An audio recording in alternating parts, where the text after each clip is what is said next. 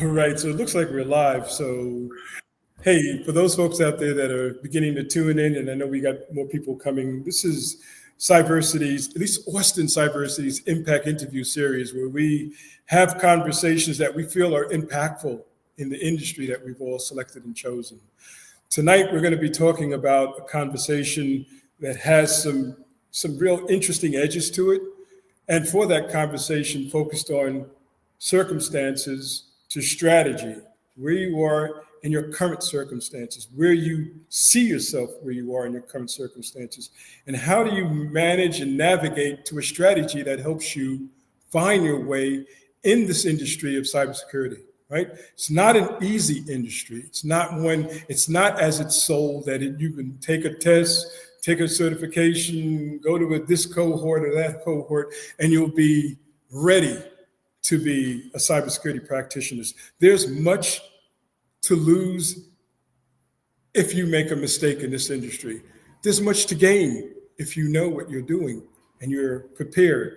To that end, I've invited 4 gentlemen to come to this conversation. They all come from different sort of backgrounds. I mean, we're all somewhat the same in several regards, but they're all from some different backgrounds. We've got academics, we've got hackers or former hackers or current hackers. We've got entrepreneurs that have started their own academy, and we've got folks that are still in their migration or navigation in the path. I think the dichotomy of these different angles, all focusing in and narrowing in on what will be and can be an extremely constructive conversation to help folks understand where they are, help them see themselves in these individuals as to where they are, where they're from, and where they could end up going. I'm gonna help moderate this conversation, but I know it's going to be a feisty conversation. And by the way, this conversation is curated to be as illuminative and illustrative and feisty and even at sometimes debative on how we see this industry and how we see having found ourselves in this industry. I'm going to go around the room and ask these gentlemen to introduce themselves from the youngest to the oldest. No, I know Kenneth. You gotta be the youngest in the group. I call you the baby face assassin because you've done so much in your time. I'm going to go from Kenneth Ellington over to Andrei, over to Mark, and I don't know if between the two of you who's really the oldest or the youngest. Oh, you're the youngest, right? I'm oldest. And then I'm gonna go to the guy I call the wizard, Marcus Carey. So let's start by introducing ourselves to this conversation around circumstance to strategy. You have the floor, Kenneth Ellington. Thank you, David. So, name's Kenneth Ellington. I've been in the field for, I think, almost 7 years now. I used to work as a daily clerk back in Publix. I worked my way up all the way to doing threat intelligence there for corporate. I currently live in Dallas, Texas. I work for my day job as a senior security engineer consultant for a boutique security company remotely. And then I also run my own cybersecurity startup called Ellington Cyber Academy, where I train professionals and other companies in how to use security products. Great. Thanks for that introduction. Andrei, you can come off mute and tell us who you are, sir. Yeah. By the way, thanks, David, for this dialogue. Thanks for this conversation. I think it's very much needed. For me, bio, Andrei Rogers, born and raised in Austin, Austin native. I've been fortunate enough to be in tech here for a long time here in Austin, starting off on the hardware side, working at IBM. And then I was in, my biggest stint was in semiconductor, working for a lot of the fabrication fabs located here in Austin, a lot of the big players making chips. And now I've done a kind of spun off for the last 10 years working in IT and now working in cyber as a security engineer, working on the network security side, maintaining our tools. It's been a very long journey for me. And been very fortunate enough to be within tech, and be within that space in tech here in Austin for a very long time. Thank you, Andre. To our sage, Mark Arnold.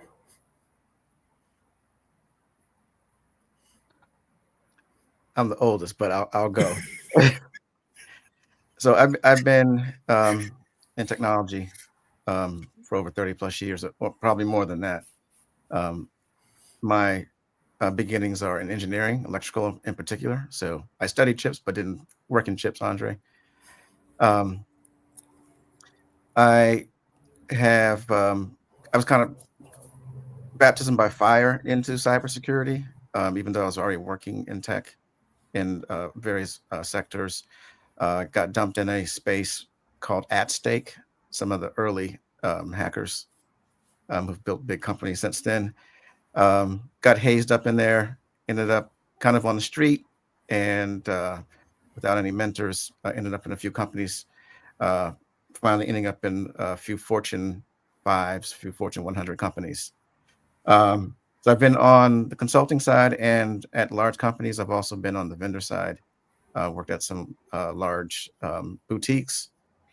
Right now, I find myself on the tail end of my career, and my biggest draws right now are the intersection between disinformation, religion, and cyber warfare. So you won't see me at B-sides these days. You'll see me at Cyber WarCon, because those are my big interest, global interest, and especially how those cyber war folks impact our communities. Interesting.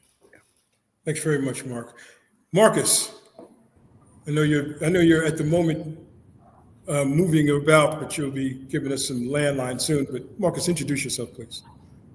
Okay, I'm Marcus Carey. I know it's kind of dark now. Give me a couple of minutes. I'll be at my desk. But so my background, I've been working in cybersecurity and tech related stuff for over 30 years at this point.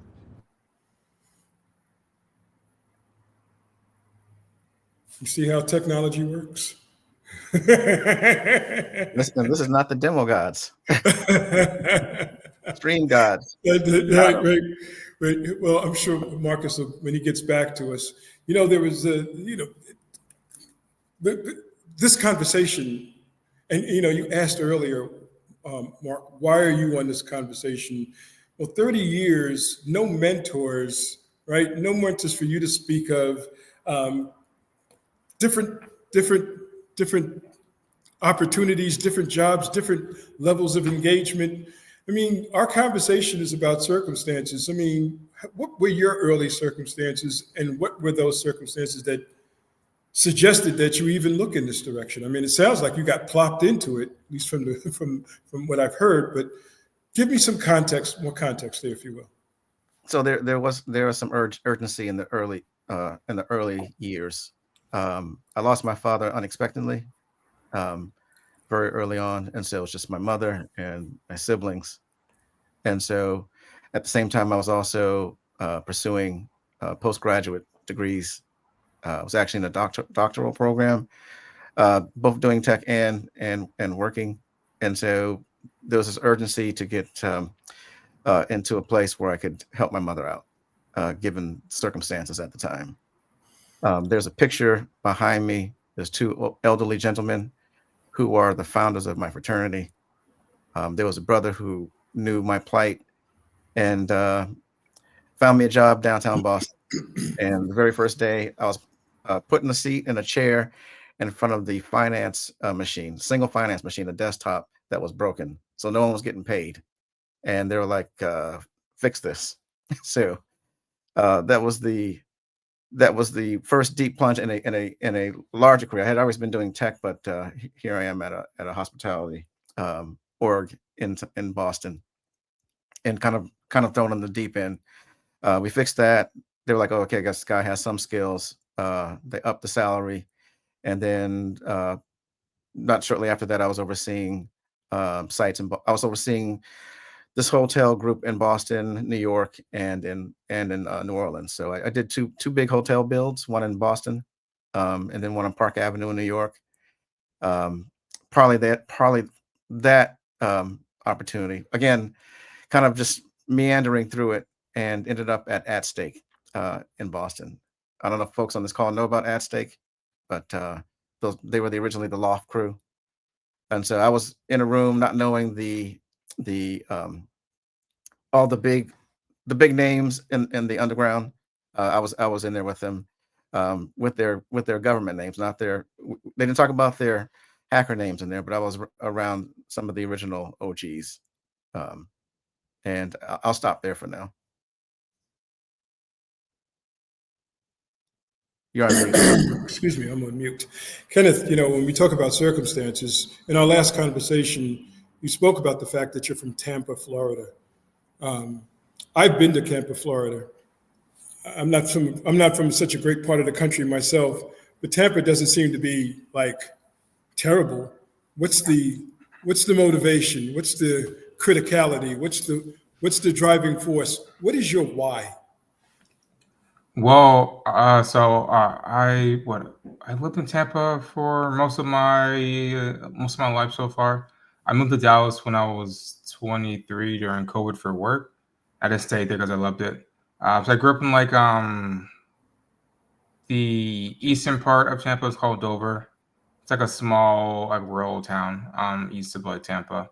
So there wasn't many opportunities for me growing up from where I grew up in Tampa. It was mostly people of Hispanic, so it's like Mexican people, and then mostly white. So there was a lot of black people, honestly, from where I grew up.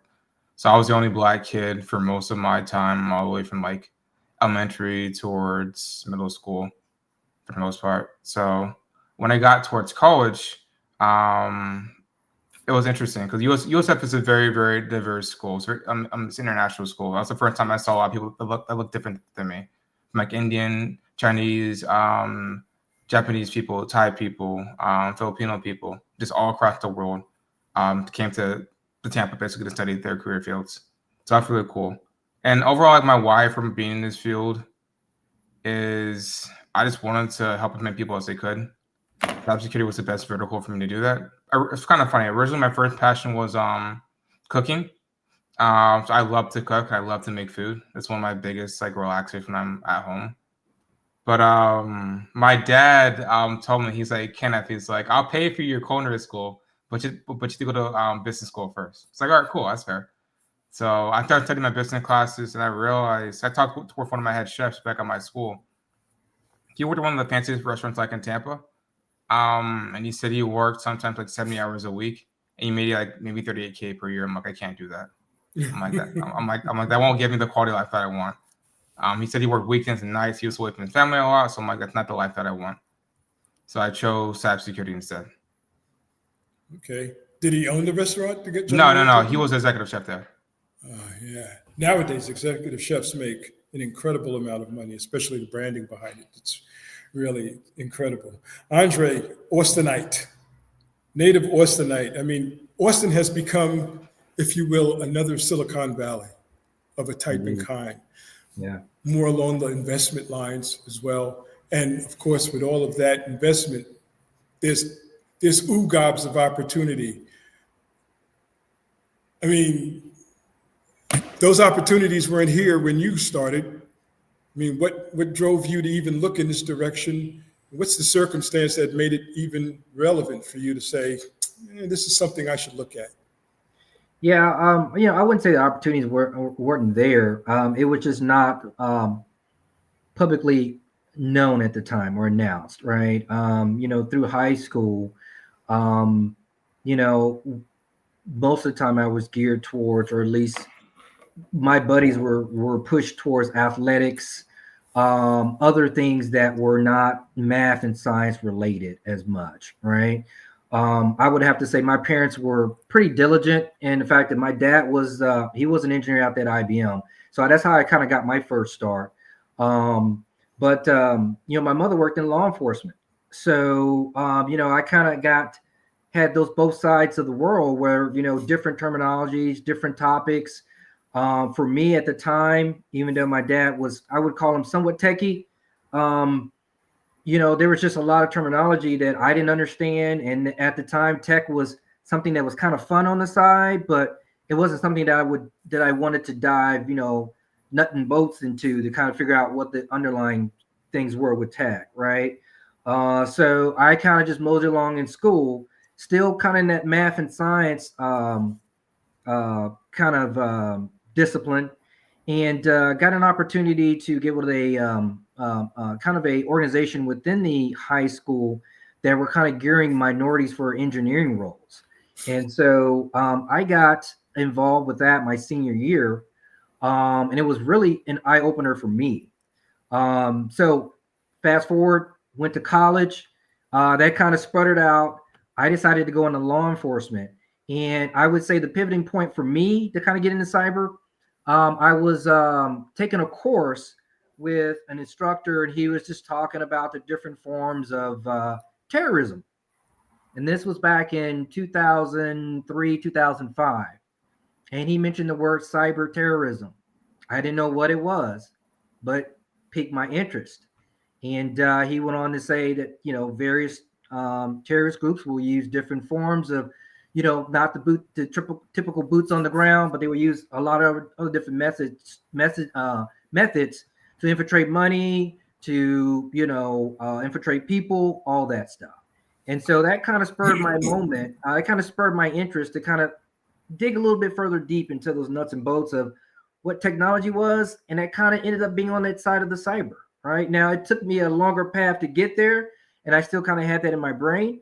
But the inner workings of just how computers work, how PCs work, how data networking works, kind of all led me down that path to where I'm doing now, which is just working in cyber, and it kind of all intersects, even on the criminal aspect that Mr. Arnold talked about, cyber warfare. Right? I mean, we see it all the time in the news. We see it all the time in a lot of TV programs, CSI, a lot of these different programs that emphasize cyber war, emphasize a lot of cyber techniques that adversaries are using to just infiltrate people, infiltrate government, all that. And so I feel like all that's kind of intersecting at this point, which is really exciting.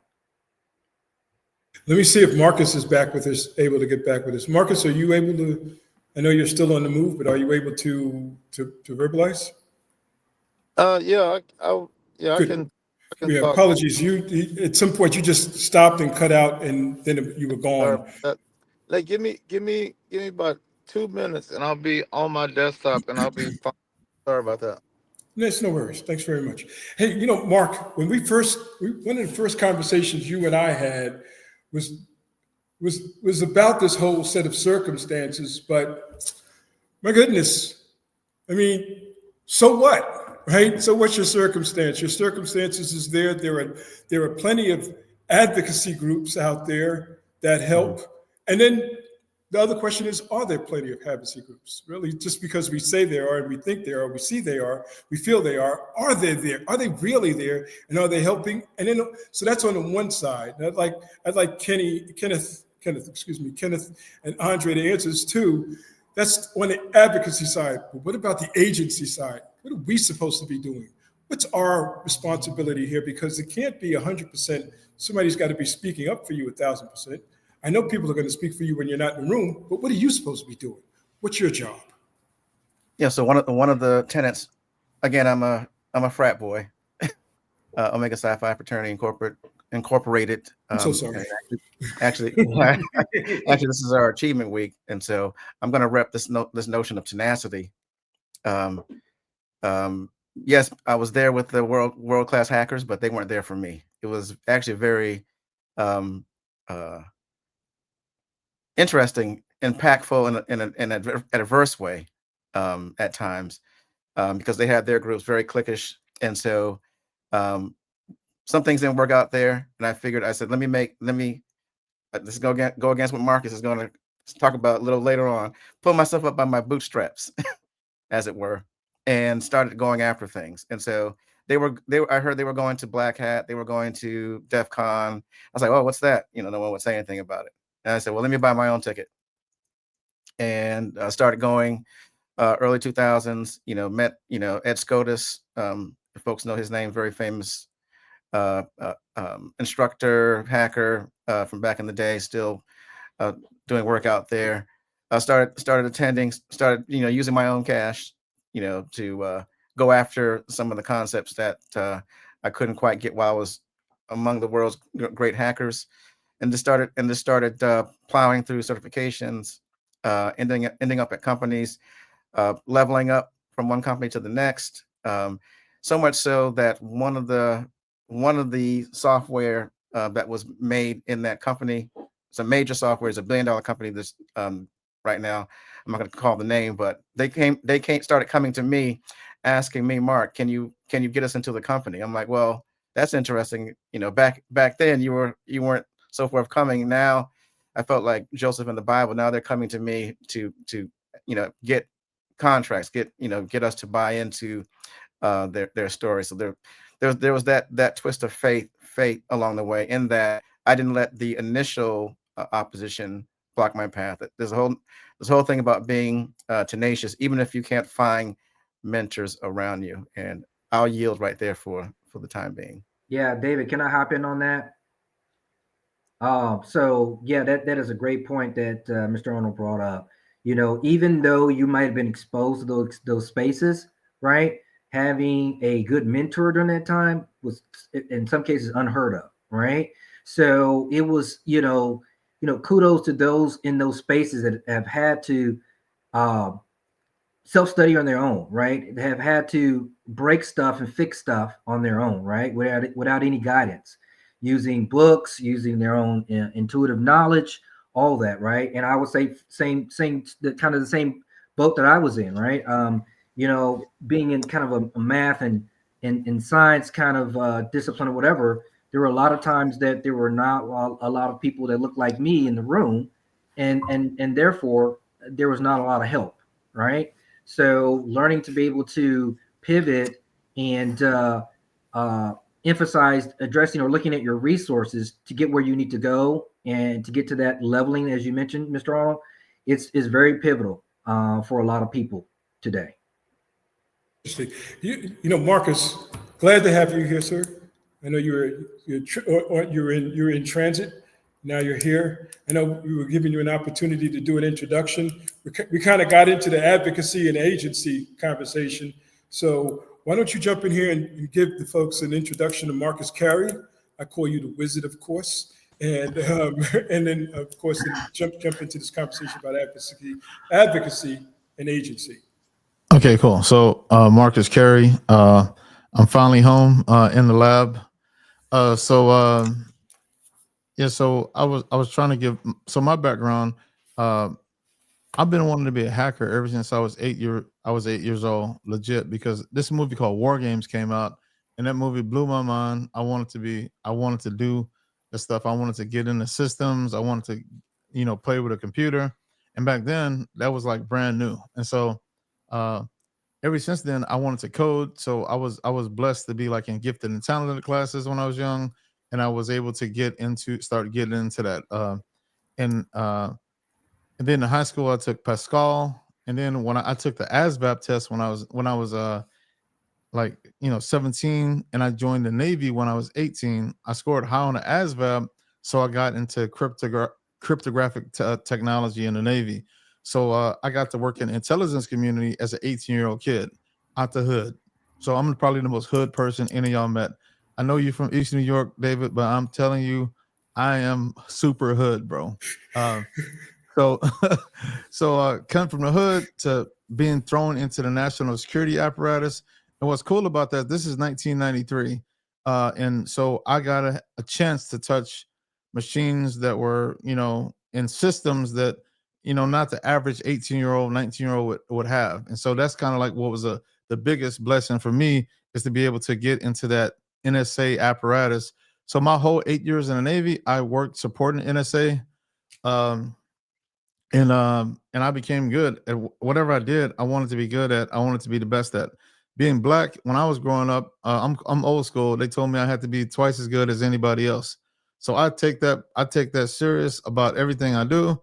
So if it comes to coding, I want to be better at coding than somebody. If I want to be internet networking, I'm good. I'm going to be the best at that.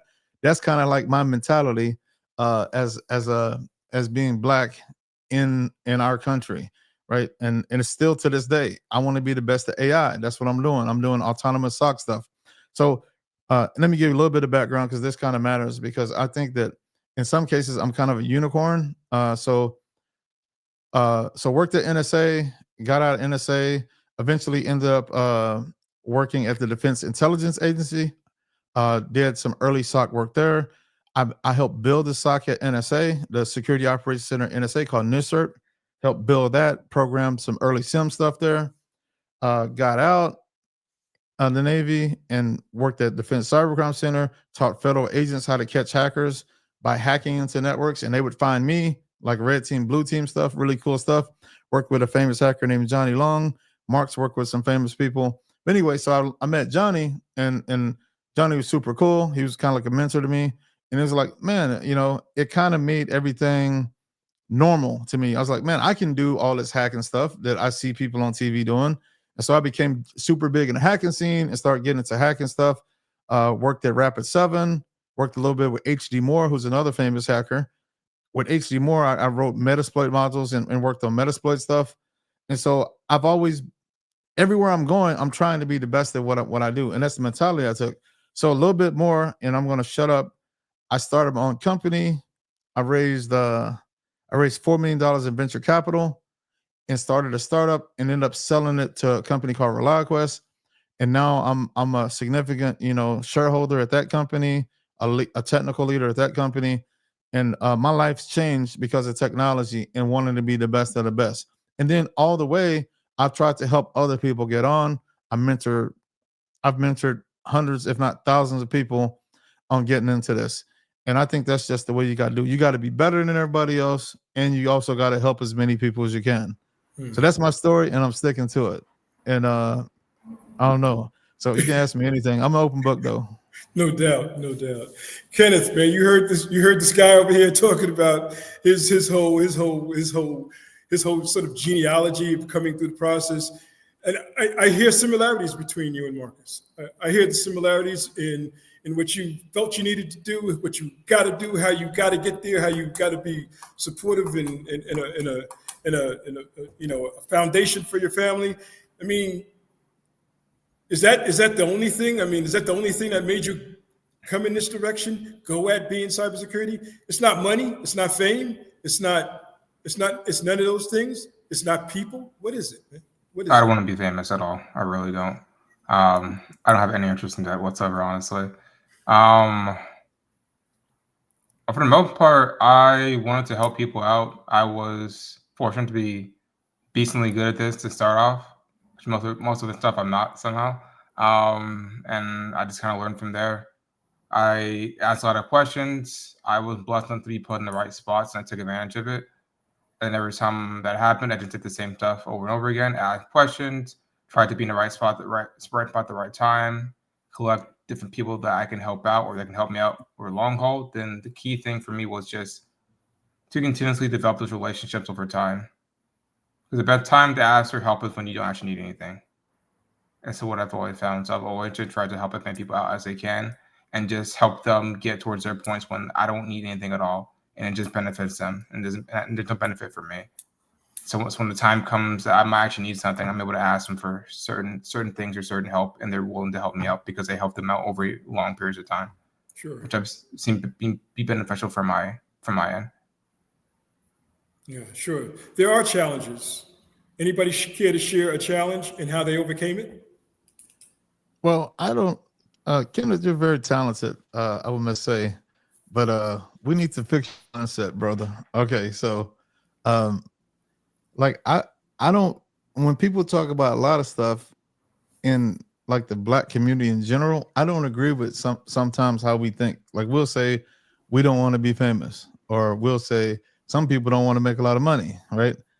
I think it's okay to have a little bit of notoriety to your name, because there's people that don't know what the hell they're doing that are out here and have this big name in cybersecurity.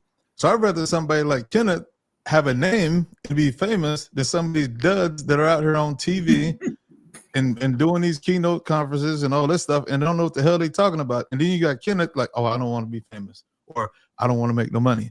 And I'm not saying you don't want to make no money, Kenneth, but I'm just saying that's like a Black mindset that we need to let go. And sometimes it's related to religion. Jesus don't want nobody to be poor, bro. Like, Jesus don't want us to worship money or whatever.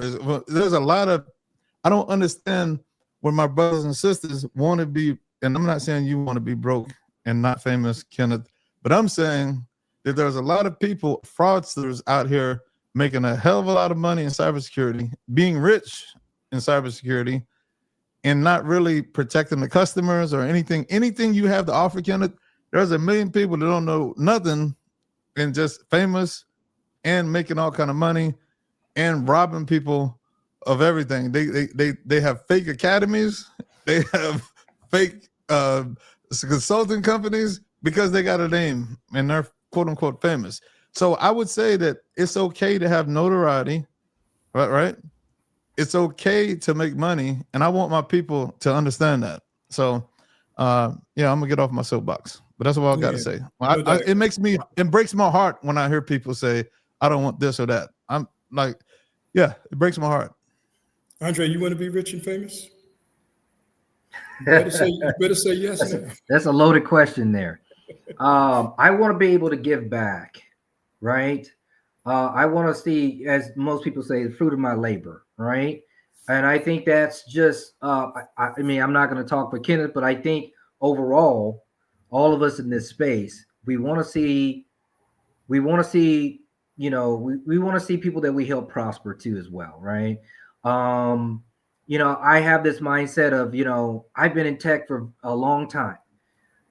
To me, the key word for that is sustainability, right? How have I been able to sustain myself in tech for this long, right? So I count my blessings and I think of the ways that I have done it, and I want to impart those same ways and reach back and grab somebody by the hand and teach them up and do the same thing too, right? So for me, being rich is knowing that, you know, I've helped somebody, helped them sustain themselves, helped them to sustain their family, you know, and then the next generation, and then their next generation.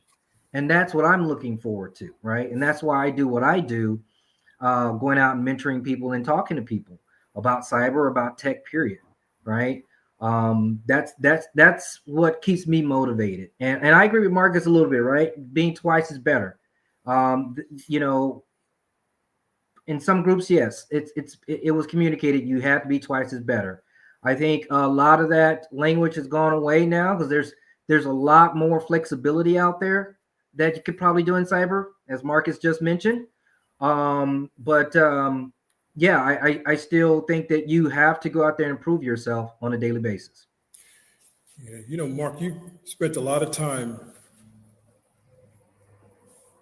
advocating in academic spaces, especially this whole conversation about the intersection between disinformation in the cyber community. I mean, what are you seeing? Because I remember our conversation and we were talking about the Heritage Foundation, one of our conversations about the Heritage Foundation. And I went and did some research, and then I started looking up the people that started that whole conversation. And what do you see is the overarching reason for the dissent, and what's the solution? What do you see as the solution to adjusting and attacking or defeating this dissent? Are you saying dissent or disinformation? Well, disinformation is the whole cyber campaigns, or well, I want to kind of tie in what Marcus said and Andre said about being known. There are a lot of folks who are talking a good game. I've actually been up against APT. I've been in a cyber breach. I've been also the cleanup of a big, one of the largest breaches in this country. And so for me, I think about authenticity from those who, I hear what Marcus is saying. A lot of folks who are talking have not been up against an APT and understand what that means. And so those were my initial exposure to cyber warfare and the impact of that. Now we have social media, and then the rise of AI in its various forms, manifesting in being used in these campaigns that are being used against our communities. We saw it 5 years ago, at the onset of Black Lives Matter, we definitely know Russians taking over a number of sites and citing conflicts that weren't real, but because of the authenticity of such campaigns, folks start showing up. Folks start showing up. Real folks start showing up in places, and then you have actual conflict in an intent to sow discord in our communities. And so a lot of that can stem from religion, can stem from race discourse, and then folks who are external to our country who have a bone, who have intent in this game to sow discord in America in particular, will join these channels. Will use these methods, these approaches to sow that discord. And a lot of our community, I'm going to say it right now, a lot of our community falls prey to that.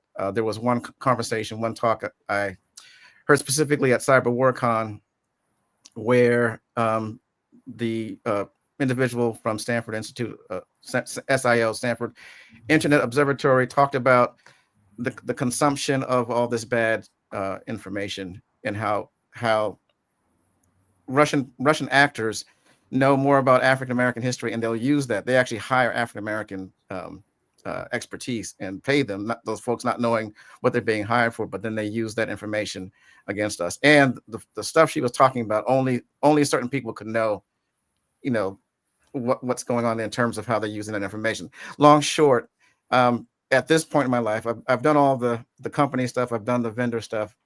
I want to do stuff that is going to save our community, be impactful in making people aware of how folks are looking at us from the outside. I know it's a larger conversation, but it's about awareness. And so I was in Israel 2 months before the conflict, at the border there. That is the outcome of what we're seeing now in Israel. I talked with some of the ex-generals over there. This is a large issue that folks are using cyber things to do bad things amongst us. And so that's I'll kind of leave it right there for now. And so you've answered the question about disinformation without even me really asking it appropriately. So, what's the solution? What's the strategy? What kind of strategy should those that are trying to find their way into cyber, away from disinformation, to be more informed? What should they do? How should they begin to structure? What's the process? What skills do they need? What kind of advocacy should they be creating for themselves? Who should they talk to? Where should they go? All of these things. Pick one, answer one. I'll jump in first because I kind of thought about this prior to the call. In Massachusetts, we have an organization called Mass Cyber. They are an organization. Rapid7 is one of the large backers of Mass Cyber here. Carey Thomas, good friend of ours, folks in this circle as well. And they're putting their money where their mouth is. We know that diversity makes us better, regardless of what Sec War is saying right now, and the narrative that's being snatched away from us. On Mass Cyber Institute, there's a study from the Aspen Institute in 2021. I think 2021 was okay to talk about diversity, equity, and inclusion. Fast forward 4 years later, all of that's being snatched away. Okay, we understand that we've been there before.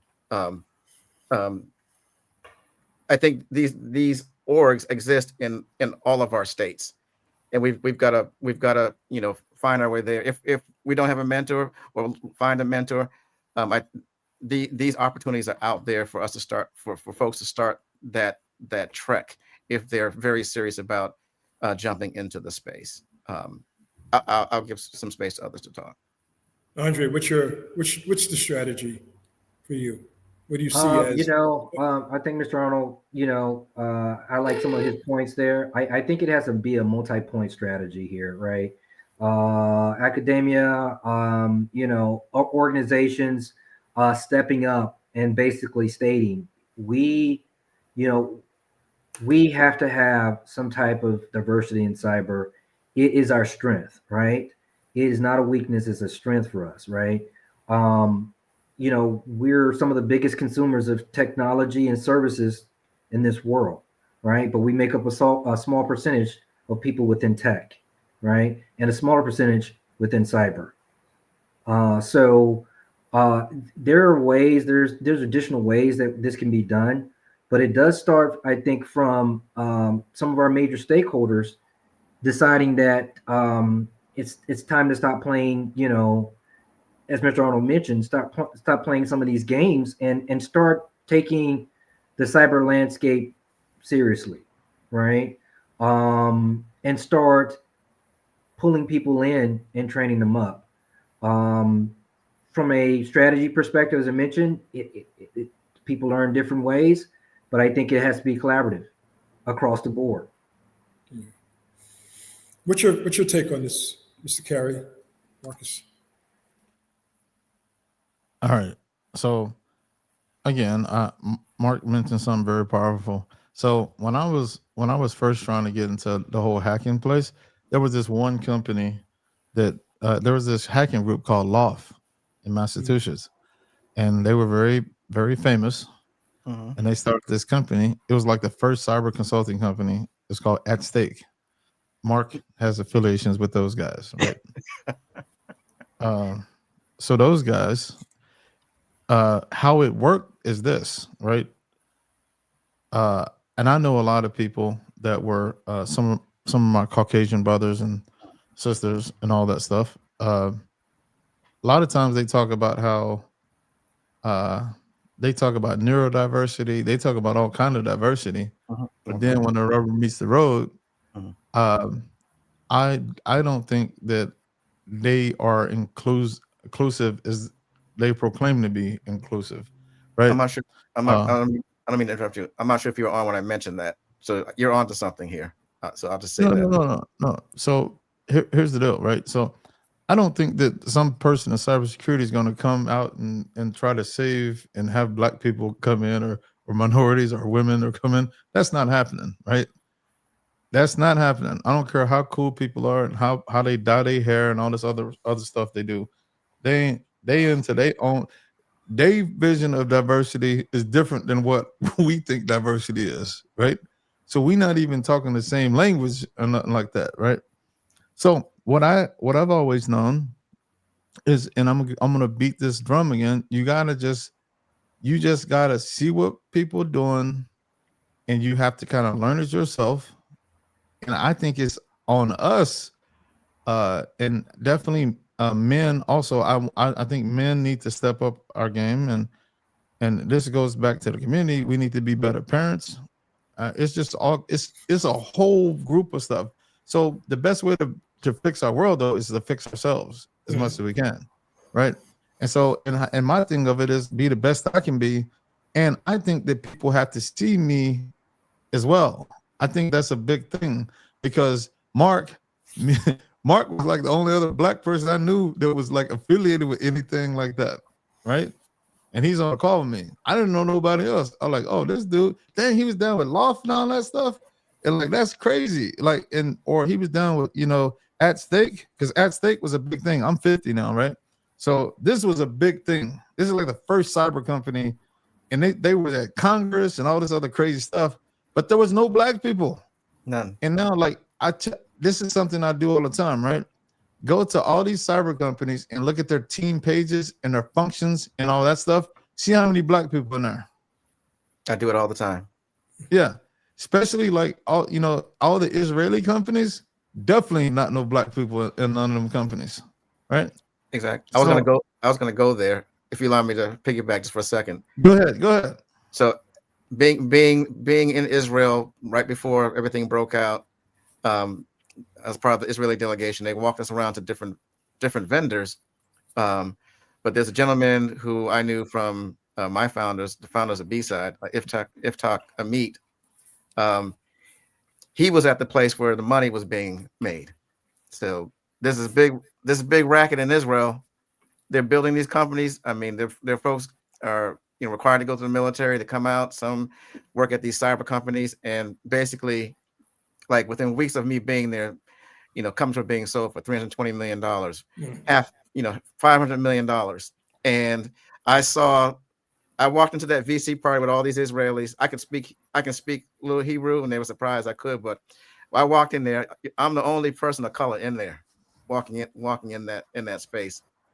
And it's a system from building that company, getting folks to buy into it, and then sell, and then rinse, wash, Wash repeat. and repeat. And I'm like, we're just trying to get people jobs, but they're making money.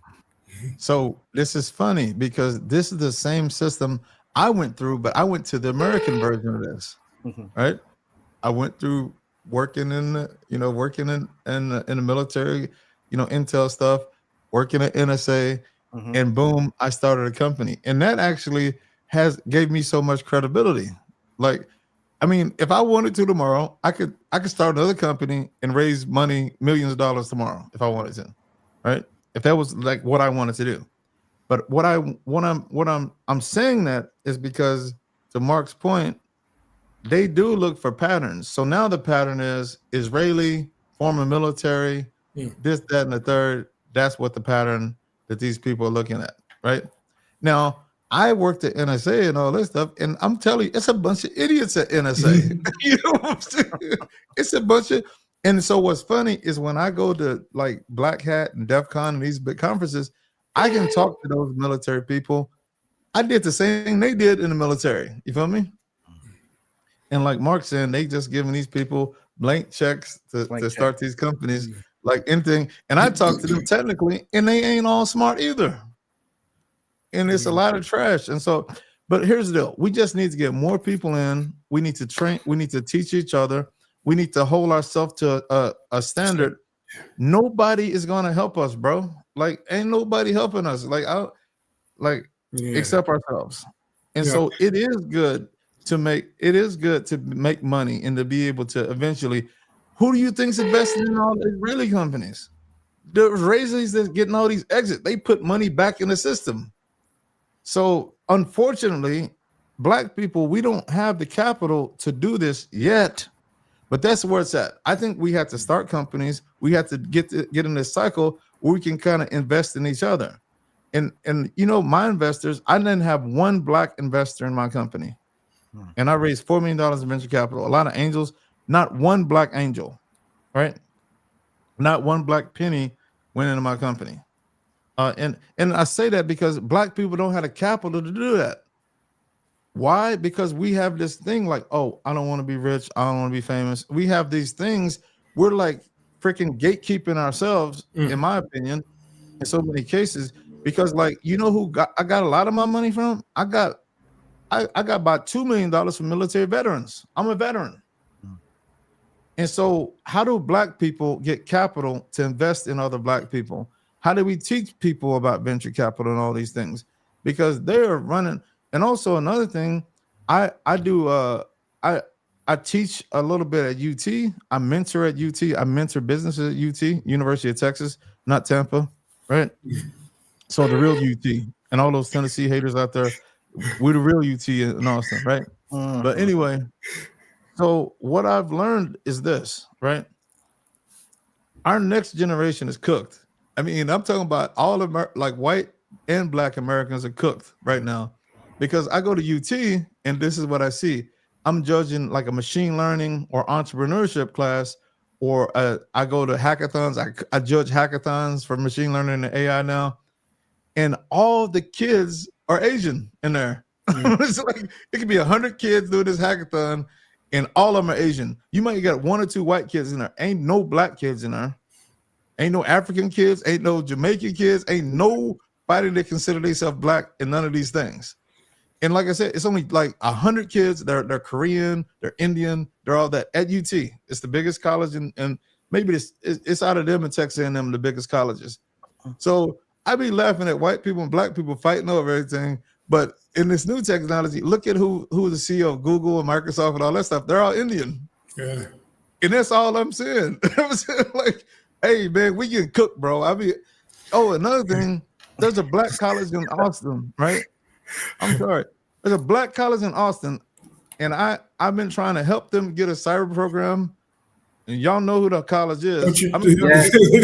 you know what? Let me Same here, Marcus. interrupt this. I'm sorry, Andre, because when we got onto this tangent conversation about strategy and how we should begin to change and to uplift ourselves. I know Kenneth came off mute, was getting ready to say something, and I sort of interrupted him. So Kenneth, please jump in here and you know, as the young powerhouse in the group, give us your opinion on how you see this conversation continuing to flow. For me, I've always wanted to help out the youngins as much as I could. So that's why back when I lived in Tampa, when I was in college, I taught at my local elementary school from where I grew up. It was really eye-opening to see because my teachers, a lot of them who taught me like 20 years ago. So it was really cool for them to get to see me grow up and like be successful, have my own company. A lot of them says no one that looks like me has come back to like help out the students. So for the students to see someone that looks like them, like Black and brown people, actually be successful, that isn't like a rapper or an actor or an athlete, was very cool towards them. So I've tried to teach at local school districts here in Irving and Los Colinas where I live, but they don't have the money for it. I guess budget for the entire school district for Irving, it's like $1,000 for technology stuff. I'm like, that's nothing. They don't have any budget anymore for it. I got told that superintendent told me they got canceled because the governor said is woke education, so they don't want it anymore. Which I don't really understand, but that's what they got told. So they don't really have any budget anymore to teach cybersecurity, technology, computer basics. So it's hard for me to really help them out. So I've been trying to find ways to still like support them, still get a contract or something, still be able to help out my school districts and local school districts in Texas. Is part of the strategy finding and pouring into one or two or three groups all of the intellectual intelligence that we have and force them to do well, force them to do good into the communities, force them to help us. I use the word force, but it's probably not that. I'm an entrepreneur, so I think like force. I'm thinking like force people to do stuff. But is it worthwhile to find these sort of gem communities? Of course, I'm a cybersecurity type guy. I've heard great things about us, and I've heard not so great things about us. But I'm candid and fine with that. But is it good to find an organization like a cybersecurity and we just all pour into that and structure this damn thing so that it does? Structure this thing so that it does what it's supposed to do to help individuals come through and help them develop a strategy. Is that part of a strategy? Does that make sense? And then I want to go to some questions that are coming up in the audience from some of these folks. Andre? That's loaded. Hey, So, I think that we had this discussion earlier, Marcus, remember? Don't prompt him. we got to change the mindset, right? Like I told Marcus, I was like, you know what? You know, a lot of the technology stuff that's going on these days, it's not sexy enough for some of the younger generation, right? Unless you're a social influencer, unless you're doing something else, some of these things ain't sexy enough, right? They're not sexy enough. So how do we get younger people back into that type of mode where, you know, they want to learn, they are eager, they're eager to absorb this, you know, technology, this tech knowledge, and see what it's all about, right? That, you know, it's more than just being a social influencer, you know, and, you know, imprinting that into your social feeds and then trying to make money off of that, right? There's other things that you can do from a technology perspective. But for me, that's what, you know, that's my thought process. I'll stop there. Go, Mark. I'm gonna go at it another way. I'm gonna say we are social influencers. I told my son not to go into cyber. I told him don't do it. And not only did he go into it, he chose the most expensive program. It's a top-notch program. He's at Rogers Institute of Technology. Not only that, his cousin, who's right behind him, is a senior now. He's like, I want to be a hacker. I don't know if it was what I was doing had influence on him. We talk about they're not interested. This kid wants to break into stuff. And so I'm feeding him, I'm nourishing him. I'm like, here's some resources, here are people you need to talk to. Here, one thing I always tell people, find the community one of the ways I grew my career was not at a company. It was through the community. So I started working for Source Conference here in Boston. I worked through OWASP. I was setting up conferences. I met every major speaker. I know Marcus doesn't hold all of them of high regard, but I knew all the speakers. I knew all their companies, and that's how I got to know the community. And folks are like, "How'd you meet all these people?" Grinding on the ground, out of view, working at these conferences, gathering all these resources. We are influencers. Every other week, I get a phone call from a fraternity brother. I got a frat bro. He wants to go on cyber. Call Mark. I'm like, why is everybody calling me for? Because we're influencers. We may not have a big IG account or a big Facebook account, but because you're doing the work, someone, I believe, at least in my world, folks are looking. And I yield. Sure, thanks. I wanted to, Carey, you want to go, or can I take a question from the audience? I want to go and we can take a question real quick. Let's you go first, and then we'll take a question. Shout out to Brooke. Shout out to Brooke. Shout out to Brooke. Hey, Brooke, you're awesome. That's one of the OGs. We used to work with each other. Absolutely. But all right, so yeah, man. Let's take some questions or something, because I wanted to air some stuff out, but I'm gonna be nice because I think you're trying to shut me down if I talk be controversial. So I'm not gonna get crazy. Never that. That's how I met you. That's what pulled me to you. So don't even think about Elcock shutting you down. We from the same neck. Don't even go there. No, so hey, real quick though, we need people like, so here's the deal, right? So I intentionally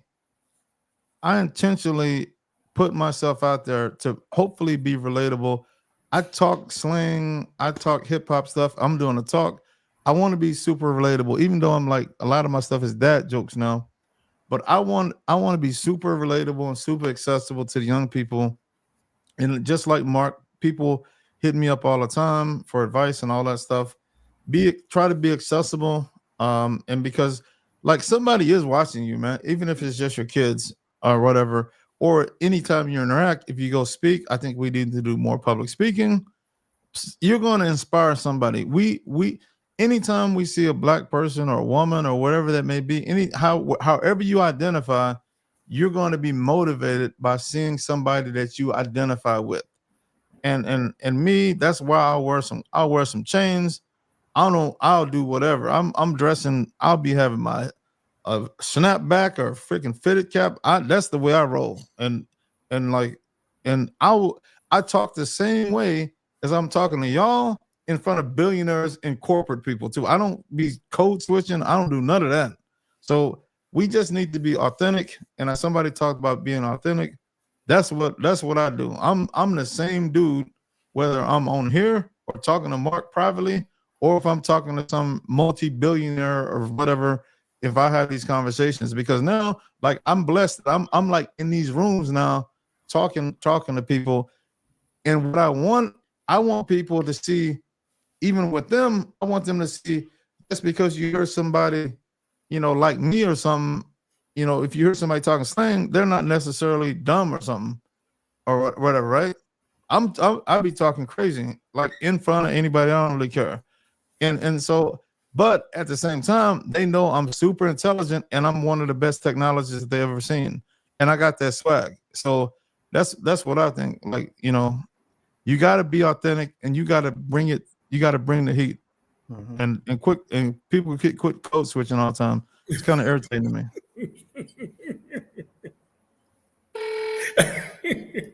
I love it. So one of the questions that I saw here, in one of the questions is asking about a path to GRC, approaching a path to GRC. Would anyone of you like to answer that question about advice on how to get a role or how to approach GRC?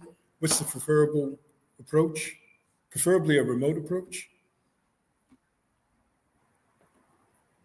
I don't think that people trying to do remote work, I think remote work is kind of dead. That went out with woke.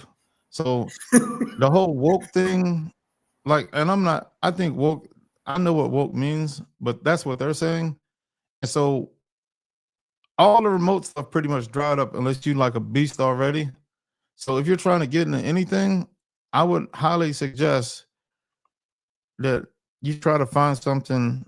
And also, people don't want to move. It's kind of crazy to me. People don't want to move for jobs now. I think COVID got a lot of us soft, to be honest with you. People got used to that COVID lifestyle where you can work remotely doing anything. I think that's cooked though. So for the next 3 years, all that stuff's out. So that's what I think about it. And I'm just being real. I love remote work and all that. If you're trying to get into a new field and trying to be remote, I think that's out right now. I hate to be harsh, but that's what I think. I don't think it's. I'm happy to be wrong. I think it's real. I think that's what's necessary. Just real and honest responses.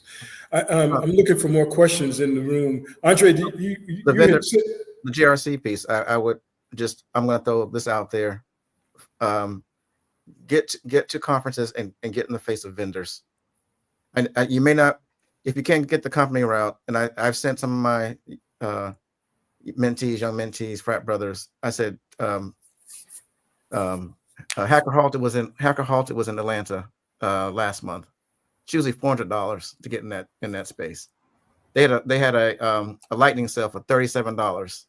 Excuse my French. I said you better get your ass in that room. I don't care about you hearing any prezos. I want you to go in that vendor room and get as many cards as possible, and get numbers. So if you can't get in through a company, maybe try the vendor space. We've got tons of GRC platforms. There's a whole bunch of them out there. Look at we've not talked about cyberseek tonight. Cyberseek.org, cyberseek.org. Yep. They have a listing of all the online quote unquote the data. Some of the data may be stale, but I see the site's been refreshed. Check in cyberseek.org, see what's online from a GRC perspective, and one of the targets should be vendors. They're the ones who are making all the money, not the folks who are doing the GRC. You typically have one and a half people within the company. That's it for me on that. I see that Sandra Floyd here has a staffing company would like to work with you gentlemen.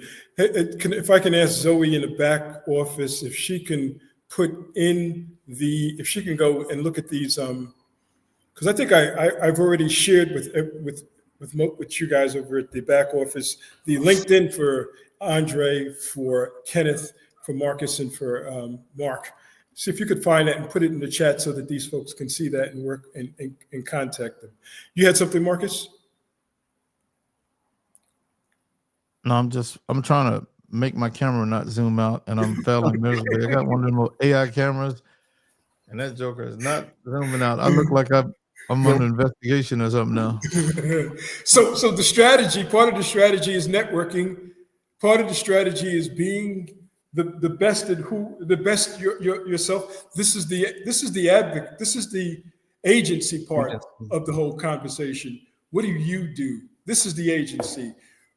Learn your craft, get the skills. I mean, one of the things that Andre was asking me earlier is, how have most of the skills in cybersecurity professionals evolved over time in the last decade? I mean, the whole industry has changed in the last decade. What are the changes that you've seen, and how are those skills changed? And as part of your strategy, how do you become better at what you do with those skills? And does the question make sense, for Christ's sake? Well, I don't believe anything's changed in cybersecurity in the last 30 years. That's what I believe. Mm-hmm. That's kind of wild, but yeah, 30 years, it's all the same from when I first started. Still the same system, maybe different. All the same stuff, except there's more automation. I would say that. There's more automation, and I would include AI in automation. But all the fundamental skills are exactly the same from 30 years ago. People name stuff different buzzwords come out every day, but it's still the same core technology. A Unix command line is a Unix command line.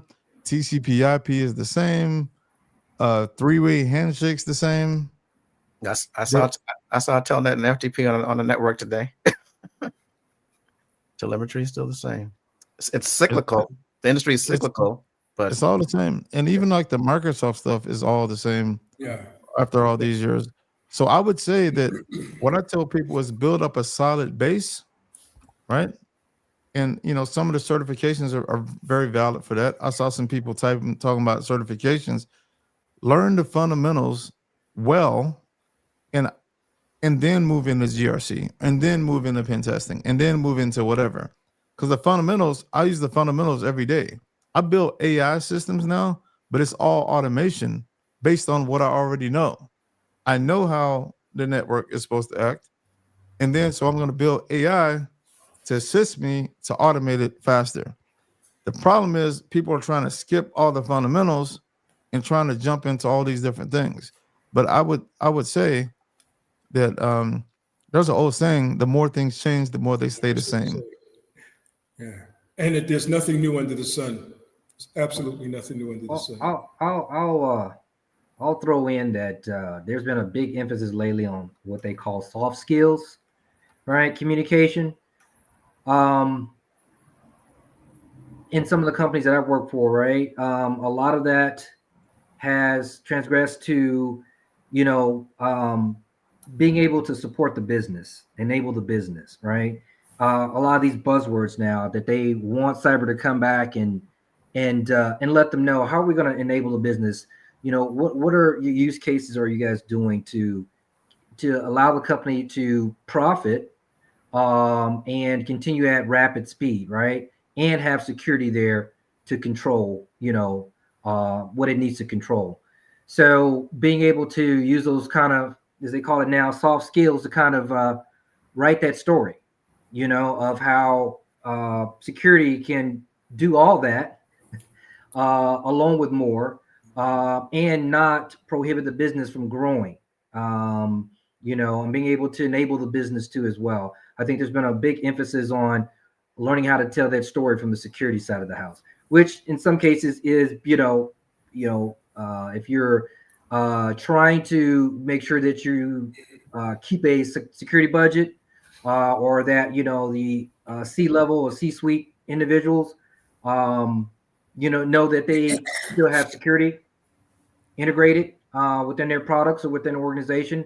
I think telling that story has kind of been something that I've seen start to happen a lot more. Great. I see that there's a question about enforced cybersecurity. My question to cybersecurity is what steps can the organization lead? My question to cybersecurity is what steps can the organization lead the way and be more viable? I think one of the things, I'll just speak for my end of cybersecurity because I've been around there for a reasonable amount of time. I think that one, authenticity, right? Authenticity about what we are and what we're capable of doing, good, bad, or indifferent. One, two, honestly becoming that cogwheel, that real cogwheel that everybody comes to say, hey, this is a real organization that can really do something and really make some impact. Let me throw my hat in with them. And as an entrepreneur, I always go back to, well, what the hell is it in for? What's in it for them that they would come over here and do something for me, right? I always look at it that way because that's how I see the world. So I think we have to be more honest about what we can do for these companies that can benefit from working with us and getting access to the talent that we actually do have access to. And then in addition to that talent, giving these organizations who they call, they're the economic developers, just giving them a real way to work with us, a real way to work with us. And there's more to it than that, but just off the top of the head, we have to be as relatable as we possibly can to as many people as we possibly can. Yes, Marcus. You're on mute, Marcus. Hey, one of my favorite business books is From Good to Great. And I recommend, like, if you're an entrepreneur, you probably want to check out that book. But I think it's super important to Andrei's point is what I do is good to great. Any organization, even cybersecurity, you have to have a hedgehog principle, is what the book talks about. A hedgehog principle is a hedgehog only has one move, and that's to ball up and protect itself because it's spiky. And so it talks about the difference between a fox and a hedgehog, where a fox is very cunning, fast, agile, can climb, jump, all these different things, right? And so the funny thing about that is a hedgehog only has one move to prevent the fox from eating it, right? So this is a very classic business book. And so each organization, whether you're an entrepreneur or even yourself individually, you need to understand what your hedgehog principle is. Now, for diversity, what does diversity do better than anybody in the world? That's what I would argue. If I'm running an organization like Diversity, what can we do to be better than anybody at XYZ? Is it getting people jobs? Is it sourcing talent? It's got to be a hedgehog principle. Many times in organizations, we're all over the place. And so I would say if Diversity develops that hedgehog principle and says that, good. Also, for all those job seekers out there, you got to be super focused on the hedgehog principle, because that hedgehog principle is probably an outcomes. And this is way at ReliQuest, what we talk about outcomes. We don't talk about none of this other stuff. What is the outcome for the customer? So if you're a job seeker out here, you need to be clear on what do you bring to the table for an organization. And it's got to be very specific. And it's usually going to be in line for what you're hired for. So if you kind of understand the outcomes, and even in the interview process, you can actually make them believe that you're the best person for that particular outcome. That right there, if you can have that mentality to everything, I think you're going to go far. And I think that I apply business. I've read every possible kind of business book it seemed like possible. I also read all the technology stuff. Like, I want to be, if I'm want to be good at business, I learn business stuff. If I want to be good at GRC, I'm going to go learn all the GRC stuff. That's the mentality that we have to take. And also, when it comes to applying for that GRC role, I'm going to deliver the best outcomes for the organization related to GRC. If I'm a pen tester, I'm going to be the best dang pen tester and understand the outcomes they're reaching for. But people are too super generic on what they try to do in life. So my thing is, find your hedgehog principle. And also my principle is, I want to be a blessing to anybody I interact with. I want to be a blessing to more people on accident than I'm on purpose. So how can I live a life that gives that out? That's my principle. So you got to find out what your principles are and execute at a high level. Nice. Thanks, Marcus. Hey, I know we're just about on time here. I wanted to give everybody an opportunity to give their exit statement, if you will. Kenneth, would you like to go first? Sure. So if you guys have any questions for me, anyone in the audience, just ping me on LinkedIn directly or DM me. Probably the easiest way to get a hold of me. And we can set up some time to talk about your career goals or any questions you may have about cybersecurity, threat hunting, detection engineering, or just shoot it. So thank you for allowing me to come on, David. Yeah, me and Andrei were definitely thinking and talking about you. Andrei, you want to go next, sir? Yeah, I mean, this is great dialogue. I appreciate the authenticity of everybody here. I really do. For me, I'm going to continue to do what I'm doing, which is, as Marcus mentioned, trying to deliver outcomes best that I can and try to reach back and pull people up and mentor people the best that I can. So trying to be the best version of myself. There is a little saying out there, try to be 1% better if you can, right? And so that's my motto. Try to be 1% better each day. And I'll leave with that. Thank you. Marcus? All right. I think I'm actually older than Mark. At least in my spirit. I'm an old soul. But so I want to thank everybody for watching. I want to encourage everybody to just ask more questions. I think the difference between my life and everybody else's life is I'm crazy enough to believe that I can do anything, and I wish I could just inject that in some people's veins. I think I can do anything. I think I can learn anything. And so, and some people would call it hubris or something like that. I think that's what it is, because I'm, from the hood. I don't have a good education, or I can't say those big words. So I think it's hubris. I got crazy hubris. Is that right, Mark? Tell me, Mark. Is You that just good? used one. That's a $10 word. Or you got a lot of chutzpah. How's that? How's that working? I like that too. Yeah. That sounds like it's very expensive. That, but yeah. So just believe that you can do anything, and if somebody else can learn it, for goodness sake, you got AI now too. You can ask AI any dang thing, and it won't. Incredible. It's not going to judge you or nothing.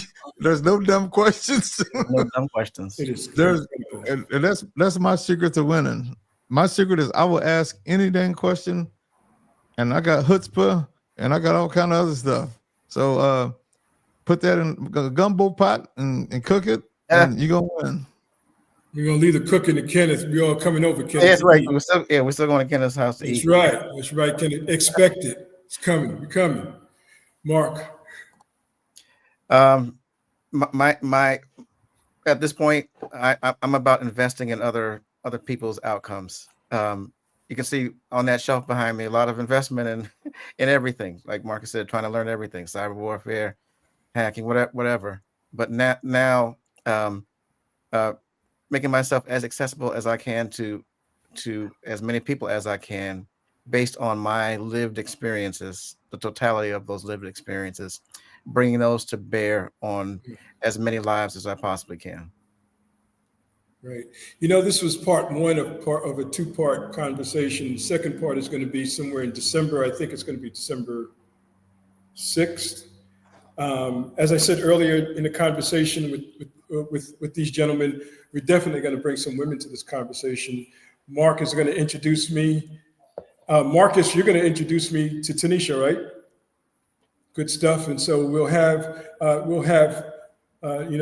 good part of our other side of our thinking in this conversation. It's probably the same level of thought, if you will. It's the same level of thought. And so we'll have those individuals in our next conversation in December. So I'm going to invite you all back and then have even more people, and we'll have more conversations about this whole idea of circumstantial strategy and then strategy to success. So yeah, let's keep the conversation up. Let's go. I'm definitely down. Unless I hate for everybody to be blocking each other after the call, right? So let's all continue to input. I love the input. I love the way this was going and flowing, and definitely want to continue this. So Mark, you know why you're here now, right? Okay. Leave me alone. Okay. Kenny, Andrei, Marcus, you may be older than him, but I'm gonna get to you first. And you know what? I'm older than Marcus and Mark. I'm older than all three of y'all. I know that. I'm 52, man. I got both y'all beat, so I'm 52. Be quiet. I'm an old soul. I'm an old soul. He's old soul though. You just said you 50. He said he got an old soul. Old soul. His soul is older than 50. I'm like a dog. Every year is 7 years for me. Yeah. Completion at that. Guys, thanks very much for coming. Appreciate it much. Look forward to doing this again. And we'll probably sometimes, but I'll be reaching out to you and asking you to come join us in other conversations related to the hedgehog principle and the focus principle at Cybersecurity, because we absolutely want to have that. David, don't forget to highlight. We got a holiday gala coming up on the 4th. Absolutely, that's what I'm talking about. Here I'm going to talk to him. I said I'm going to talk to him. All right. Thanks. Hey guys. Bye, guys. Good to see y'all. Take care. Be well. All right, cheers.